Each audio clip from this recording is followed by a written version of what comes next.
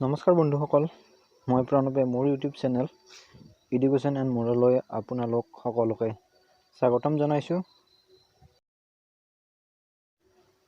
বন্ধুসকল, মই আজি আপোনালোকৰ মাজলৈ এটা গুৰুত্বপূৰ্ণ বিষয় বা ইণ্টাৰেষ্টিং বিষয় এটা লৈ আহিছোঁ। বিষয়টো হ'ল আমি সদায় ব্যৱহাৰ কৰি অহা গুগলৰ বিষয়ে কিছু তথ্য আপোনালোকক জনোৱা। আহকচোন ভিডিঅ'টো আৰম্ভ কৰোঁ।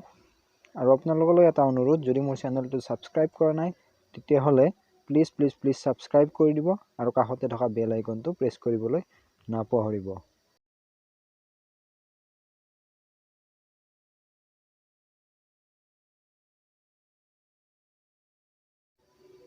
গুগল এপটো সাজি উলিয়াইছিল লেৰী পেজ আৰু চাৰ্জি ব্ৰেইনে 1998 চনত, যেতিয়া তেওঁলোকে ষ্টেনফৰ্ড ইউনিভাৰ্চিটিত PhD কৰি আছিল।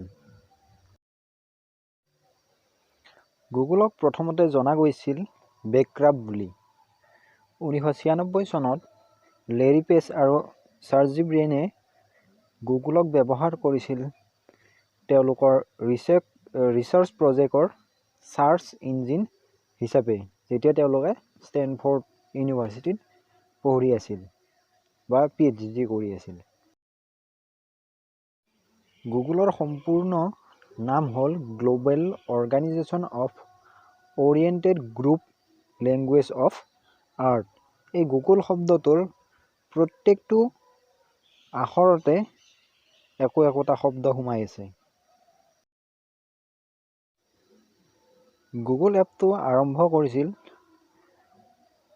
1998 চনৰ 4 ছেপ্টেম্বৰ তাৰিখে কেলিফৰ্ণিয়াৰ মেনলো পাৰ্কত। লেৰী পেজ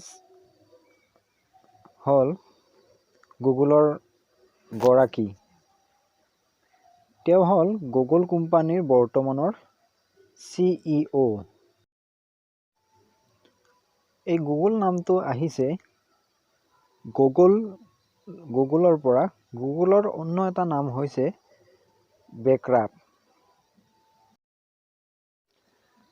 আমি ব্যৱহাৰ কৰা ইউটিউবো হ'ল গুগলৰে অংশীদাৰ।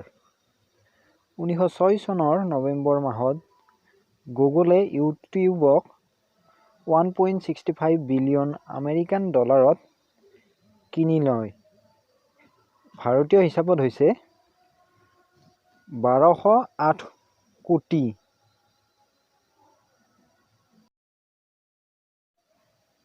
গুগলৰ মুঠ এমপ্লয়ী বা কৰ্মচাৰীৰ সংখ্যা হ'ল 1,14,096 গৰাকী আৰু গুগলৰ 2014 চনৰ মতে গুগলৰ আয় হ'ল 1,05,000 কোটি প্ৰায়। বন্ধুসকল, আশা কৰোঁ ভিডিঅ'টো চাই ভাল পালে আৰু ভিডিঅ'টো লাইক কৰক, শ্বেয়াৰ কৰক আৰু চেনেলটো ছাবস্ক্ৰাইব কৰিবলৈ নাপাহৰিব। আৰু অজানিতে হৈ যোৱা ভুলৰ বাবে ক্ষমা বিচাৰি আজিলৈ এৰিছোঁ।